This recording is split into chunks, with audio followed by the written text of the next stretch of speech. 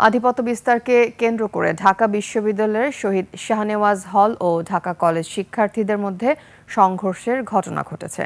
রোববার রাত 11:30 থেকে শুরু হয়ে শেষ রাত পর্যন্ত দফায় দফায় চলে ধাওয়া, পাল্টা ধাওয়া ও ইটপাটকেল নিক্ষেপের ঘটনা।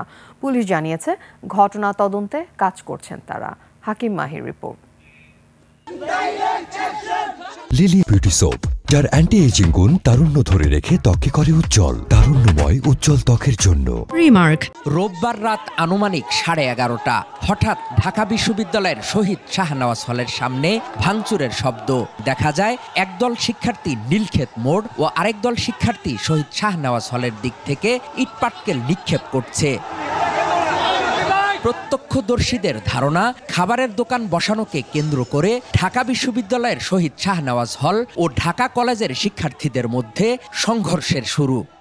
শাহনেওয়াজ হলের এবং ঢাকা কলেজের তাদের মধ্যে যে ভুল বুঝাবুঝি নিয়ে যে পরিবেশটা সৃষ্টি হয়েছিল, আমরা ঢাকা কলেজের বিভিন্ন ছাত্র সংগঠনের নেতৃবৃন্দ এই জায়গায় আছে এবং আমাদের স্যাররাও আসছেন এই জায়গায়।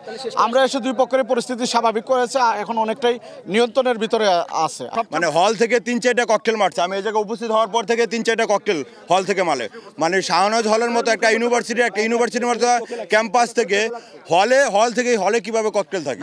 এ সময় শিক্ষার্থীদের মধ্যে সংঘর্ষ থামাতে ছুটে আসেন ঢাকা বিশ্ববিদ্যালয় কেন্দ্রীয় ছাত্র সংসদের ভিপি সাদিক কায়েম। জানান, সংঘর্ষকারীদের ছাড় দেওয়া হবে না। এই জুলাই বিপ্লব পরবর্তী কোনো চাঁদাবাজের ঠিকানা হবে না।